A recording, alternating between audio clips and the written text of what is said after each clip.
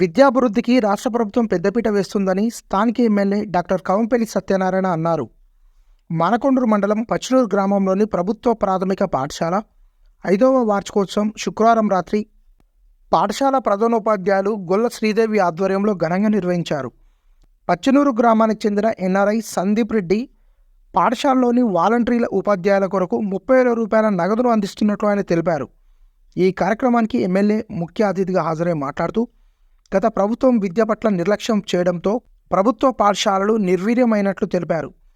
నిర్వీర్యమైన ప్రభుత్వ పాఠశాలను బలోపేతం చేయడానికి రాష్ట్ర ప్రభుత్వం పెద్దపీట వేస్తూ మెగా డిఎస్ని ప్రకటించిందన్నారు.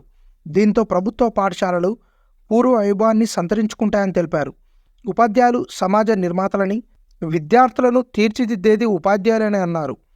ప్రైవేట్ పాఠశాలకు ధీటుగా ప్రభుత్వ పాఠశాలలో నాణ్యమైన విద్య లభిస్తుందని, పాఠశాలల బలోపేతానికి తల్లిదండ్రులతో పాటు గ్రామస్తులు తోడ్పాటును అందించాలని ఆయన సూచించారు. ప్రభుత్వ పాఠశాలలు కార్పొరేట్ పాఠశాలకు ధీటుగా వార్షికోత్సవాలు నిర్వహించడం అభినందనీయమన్నారు. విద్యార్థులు కష్టపడి చదివి ఉన్నత శిఖరాలు అధిరోహించి తల్లిదండ్రులకు, గ్రామానికి పేరు ప్రతిష్టలు తీసుకురావాలని ఆయన ఆకాంక్షించారు. విద్యార్థులు అలరించిన సాంస్కృతిక కార్యక్రమాలు పలువురిని అలరించాయి. ఈ కార్యక్రమంలో DEO Janardhan Rao, MPDO Narsaiah, MEO Madhusudanachari, పాఠశాల ప్రధానోపాధ్యాయులు Golla Sridevi, vice MPP Gopu Madhusudana Reddy, Congress party మండల అధ్యక్షులు నందగిరి రవీంద్రచారి, నాయకులు ముత్సాని శ్రీనివాసరెడ్డి, రామిడి తిరుపతి రెడ్డి, రేమిడి శ్రీనివాసరెడ్డి, రామిడి తిరుమల రెడ్డి, కనకం అశోక్, దూలం దేవేంద్ర, ఉపాధ్యాయులు, విద్యార్థులు, గ్రామస్తులు పాల్గొన్నారు.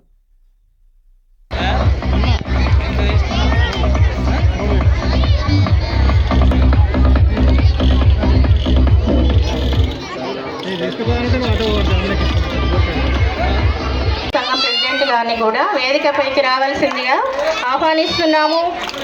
All of you welcome them with your claps. గట్టిగా కొట్టాలి క్లాప్స్.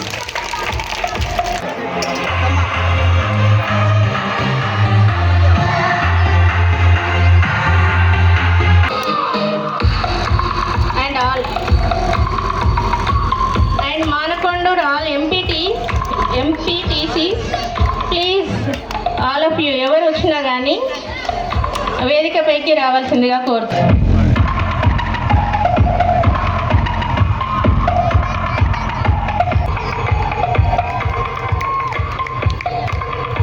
పాఠశాల వార్షికోత్సవానికి సౌండ్ సిస్టమ్ అరేంజ్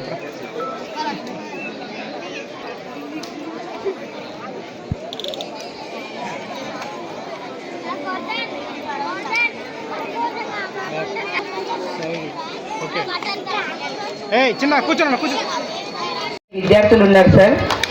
మా పాఠశాలకి 2 పోస్టులు శాంక్షన్ అయ్యాయి.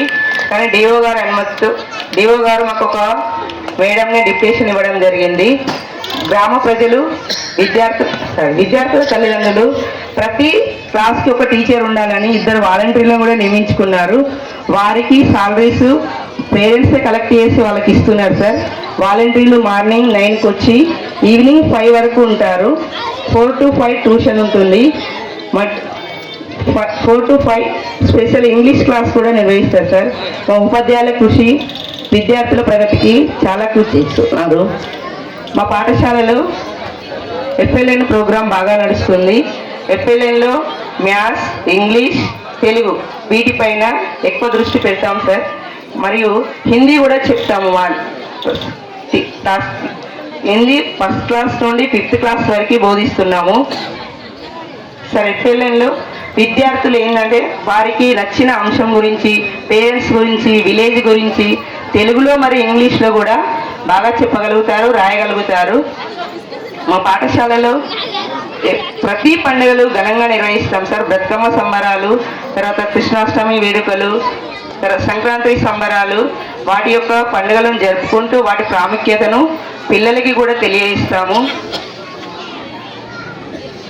తర్వాత మన ఊరు మనబడిలో మా పాఠశాల సెలెక్ట్ కావడం జరిగింది. చాలా సంతోషం సార్. పాఠశాలకు 21 లక్షలు శాంక్షన్ అయ్యాయి. కానీ పనులు ఇంకా బిల్డింగ్ ఇంకా పూర్తి కాలేదు సార్. ఆ బిల్డింగ్ని పూర్తి చేయాల్సిన సార్ మీరు చెప్పి కొంచెం పూర్తి చేయించండి సార్. Thank you sir. మా పాఠశాల టీచర్స్ కూడా విద్యార్థుల ప్రగతికి చాలా కృషి చేస్తున్నారు సార్. మేమందరం టీచర్స్ కూడా కలిసికట్టుగా పనిచేస్తాము. విలేజర్స్ కూడా చాలా సపోర్ట్ ఉంటుంది సార్. విద్యార్థులు పేరెంట్స్ మీటింగ్ పెడితే అందరూ హాజరవుతారు. మా పిల్లల్ని చదివించాలంటే వాళ్ళ ముందే విద్యార్థుల యొక్క ప్రగతిని వాళ్ళకి తెలియజేస్తాం సార్. చాలా సంతోషపడతారు. ప్రతి 4th సాటర్డే బాలసభ నిర్వహిస్తాము. అందులో విద్యార్థికి లైబ్రరీ బుక్స్ రీడింగ్ చేయిస్తాము. తర్వాత డ్రాయింగ్ కాంపిటీషన్ ఉంటుంది. కల్చరల్ యాక్టివిటీస్ కూడా నిర్వహిస్తాం సార్. బాలసభ ఎవ్రీ 4th సాటర్డే వచ్చిందంటే పిల్లలందరూ చాలా హ్యాపీగా ఉంటారు సార్. ఎందుకంటే కల్చరల్ యాక్టివిటీస్ ఉంటాయి, లైబ్రరీ ఉంటుంది, తర్వాత రీడింగ్, డ్రాయింగ్ కాంపిటీషన్ అన్నీ ఉంటాయి సార్. పిల్లలు ఏం చేస్తారంటే 4th సాటర్డే రాగానే మేడం ఈరోజు నో బ్యాగ్ డే కదా, చాలా హ్యాపీ మేడం, మేము ఈరోజు బాగా రీడింగ్ చేస్తాము, పెయింటింగ్ వేసుకుంటాము, తర్వాత కల్చరల్ యాక్టివిటీస్ కూడా ఉంటాయని అంటారు సార్. తల్లిదండ్రులు ప్రభుత్వ పాఠశాలల్లో మంచి ఉపాధ్యాయులు ఉంటారు, విద్య మంచిగా బోధిస్తారు, వాళ్ళు ట్రైన్డ్ టీచర్స్ అని మీ వాళ్ళను నమ్మి మీ పిల్లల భవిష్యత్తును వాళ్ళు చేతిలో పెట్టిన మరీ తల్లిదండ్రులందరికీ కూడా నేను మనస్ఫూర్తిగా అభినందిస్తా ఉన్నాను. నేను ప్రతిచ్చిన తల్లిదండ్రులకు, బ్రతక నేర్పిన ఉపాధ్యాయులకు జీవితాంతం మనం రుణపడి ఉండాలని, హంగులు ఆర్భాటాలు చూసి పిల్లలను ప్రైవేట్ స్కూల్లో వేసి ప్రైవేట్ స్కూల్లో దోచుకుంటున్నారని మళ్ళీ కంప్లైంట్ చేసి పిల్లలకు చదువు రాకపోతే ఎవరిని అడగాలో తోచని స్థితిలో కార్పొరేట్ హాస్పిటల్స్ పోతా ఉన్నారు. ఇప్పటికి కూడా చాలా మందికి ప్రభుత్వ పాఠశాలలన్నా ప్రభుత్వ వైద్యశాలలన్నా ఒక విధమైన ఏహ్య భావము లేకపోతే చులకన భావం ఉండేది, ఉన్నది కూడా. కానీ మా పచ్చనూరు గ్రామంలో మా యొక్క చెల్లెళ్ళు, అక్కలందరూ కూడా మీ యొక్క పిల్లల మంచి భవిష్యత్తు కోసం, ఉజ్వల భవిష్యత్తు కోసం మరి నేను ప్రధానంగా ప్రధాన ఉపాధ్యాయురాలు శ్రీదేవి గారిని నేను ప్రత్యేకంగా అభినందిస్తున్నాను. ఎందుకనంటే మనం ఒక దగ్గరికి పోతే ఆ షాపే అనుకోండి, లేకపోతే కూరగాయల కొట్టోడైనా అనుకోండి, వాడు మంచిగా ఇస్తున్న నమ్మకం ఉంటేనే అక్కడికి పోతాం, నమ్మకం లేకపోతే పోము. ఒక విశ్వాసంతో మీరందరూ కూడా మీ పిల్లల భవిష్యత్తును ఆమె చేతిలో పెట్టినందుకు, అదేవిధంగా ఈ యొక్క స్కూల్ స్ట్రెంత్ను అభివృద్ధి చేసినందుకు నేను మనస్ఫూర్తిగా వారి యొక్క కృషికి, స్త్రీ అనుకుంటే సాధించలేనిది ఏం లేదు. ఇక్కడ చాలామంది స్త్రీలు ఉన్నారు. నిజంగా చెప్పాలంటే గృహాన్ని నడిపించడం చాలా కష్టమైన విషయం. మరి పిల్లలను అభివృద్ధిలోకి తీసుకురావాలన్న అమ్మ పాత్ర చాలా ఎక్కువ ఉంటుంది. అమ్మ లేకుండా పిల్లలు అభివృద్ధిలోకి రారు. నాన్న యొక్క సంరక్షణ ఎంత ఉన్నా తల్లి పాత్ర చాలా ఎక్కువ ఉంటుంది. మరి చాలా మందిని మనం చూస్తాం, పెద్ద పెద్ద వాళ్ళు, మేడం క్యూరీ కానీ ఆమె స్త్రీయే, సైంటిస్ట్లో చూస్తే, రాజకీయంగా చూస్తే చనిపోయినటువంటి మన ఇందిరాగాంధీ, మార్గరెట్ థాచర్, ఇప్పుడున్నటువంటి జర్మనీలో ఉన్నటువంటి ఛాన్సలర్ కోహ్లీ కానీ వీరందరూ కూడా స్త్రీలే. కాబట్టి నేను స్త్రీలకు ఒకటే చెప్పదలుచుకున్నా, మీరు అనుకుంటే మీ పిల్లలు అందరూ కూడా నాకులాగా, టీచర్ లాగా మంచి ఉన్నత పదవుల్లోకి వస్తారని నేను తెలియజేస్తా ఉన్నాను. మీరందరికీ ప్రభుత్వ పాఠశాలల మీద చులకన భావం వద్దమ్మా. మేము కూడా ప్రభుత్వ పాఠశాల చదువుకున్నాం. నేను నా మెడిసిన్లో సీట్ వచ్చినప్పుడు జిల్లా వ్యాప్తంగా 2-3కి వచ్చేటప్పుడు ఇన్ని మెడికల్ కాలేజీలు లేవు, ఇంతమంది సీట్లు లేవు. అప్పుడు మమ్మల్ని జిల్లా విద్యాధికారి, వీరిలాగా ఒక విద్యాధికారి ఉండే, ఆయన చనిపోయినారు. మమ్మల్ని పిలిచి మేము చదువుకున్న స్కూల్లో మా ఇద్దరికి వచ్చిందని మమ్మల్ని సన్మానించడం జరిగింది. ఇప్పటికి కూడా ఈ రాష్ట్రం లోపల టాప్ ర్యాంక్స్ ఎప్పుడు నారాయణ చైతన్యాలు వేసుకున్నట్టు ప్రకటనలకే వాళ్ళు, కానీ వచ్చేది ప్రభుత్వ పాఠశాలలైన రెసిడెన్షియల్ స్కూల్ నుండి వస్తుంది. అది సర్వేల్ రెసిడెన్షియలా లేకపోతే ఇంకొక రెసిడెన్షియలా, ఇవన్నీ కూడా మీకు ఎందుకు చెప్తున్నంటే ప్రభుత్వ పాఠశాలలో క్వాలిఫైడ్ టీచర్స్ ఉంటారు, అనుభవం ఉన్న టీచర్లు ఉంటారు, బాగా చదువుకున్న టీచర్లు ఉంటారు.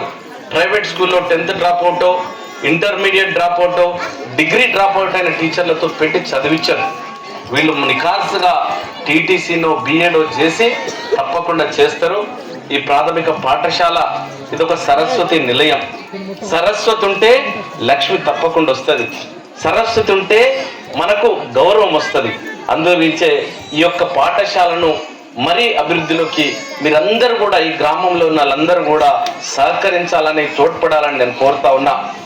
నిజంగానే ఈరోజు పాఠశాలల దుస్థితి గత ప్రభుత్వం లోపల అధ్వానంగా తయారైంది. చాలా దీనస్థితి లోపల కాంగ్రెస్ ప్రభుత్వం ఎప్పుడు కూడా, ఈ రోజున మన ముఖ్యమంత్రి గారు రేవంత్ రెడ్డి గారు ఒకటే ఆలోచించినారు, మనకు ఒకటే చెప్పినారు, విద్యకు వైద్యానికి మన ప్రభుత్వంలో ప్రాధాన్యతను ఇస్తామని.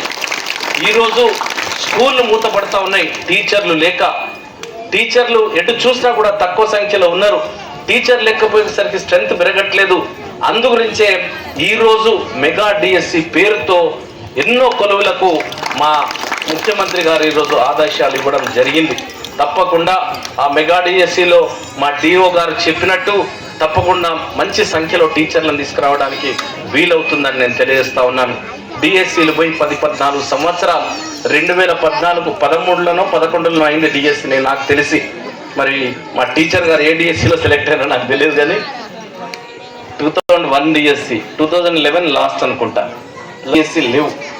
ఇది అంటే ఆ ప్రభుత్వము నిజంగా చెప్పాలంటే ఒక సివిల్ సర్వీస్ సర్వెంట్ కావాలంటే ప్రిలిమ్స్, మెయిన్స్, ఇంటర్వ్యూ అక్కడితో క్లోజ్ అయితే మనకు జాబ్ వస్తుంది. ఒక టీచర్ కావాలంటే టీటీసీ చేయాలి, బిఎడ్ చేయాలి, టెట్ రాయాలి, డిఎస్సి రాయాలి. ఇన్ని కష్టంగా పాస్ అయి క్వాలిఫై అయితేనే వాళ్ళకు ఉద్యోగం వస్తూ ఉన్నది. కాబట్టి ఈ యొక్క ప్రభుత్వం తప్పకుండా ప్రభుత్వ పాఠశాలలను అభివృద్ధిలోనికి తీసుకురావాలని, ఆ టీచర్ల సంఖ్యను పెంచడానికి డిఎస్సిని వేయడం జరిగింది. పచ్చనూరు గ్రామం లోపల చాలా మంది చదువుకున్నారు, చాలా మంది విద్యార్థులు ఉన్నారు, ఇంజనీర్లు ఉన్నారు, విదేశాల్లో ఇక్కడుండి అమెరికాలో ఉన్న వాళ్ళు ఉన్నారు. ఇక్కడ వాళ్ళ తల్లిదండ్రులు కానీ, వాళ్ళ మిత్రులు కానీ, వాళ్ళ శ్రేయోభిలాషులు ఎవరున్నా కూడా దయచేసి ఈ పాఠశాల అభివృద్ధికి వాళ్ళ వంతు కృషిగా తోడ్పడాలని నేను వాళ్ళందరినీ కూడా విజ్ఞప్తి చేస్తా ఉన్నా. ఈ పాఠశాలలో అధ్వానం కాకూడదు.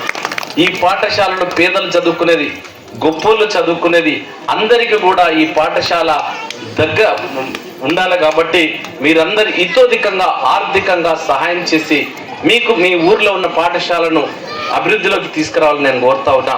చాలా మంది ఉన్నారు ఇక్కడ. ఒక 100 రూపాయలు అంటే మనకు కష్టం అనిపిస్తుంది. ఒక $100 కనుక ఆయన ఇస్తే ఇక్కడ 8,000 రూపాయలు అవుతాయి. అదే ఒక $1,000 ఇస్తే 80,000 రూపాయలు అవుతాయి. కాబట్టి దయచేసి చాలా మంది ఉన్నారు ఇక్కడ, టీచర్ల పిల్లలు కూడా అమెరికాలో పోయి ఉన్నారు, వేరే రాష్ట్రంలో ఉన్నారు.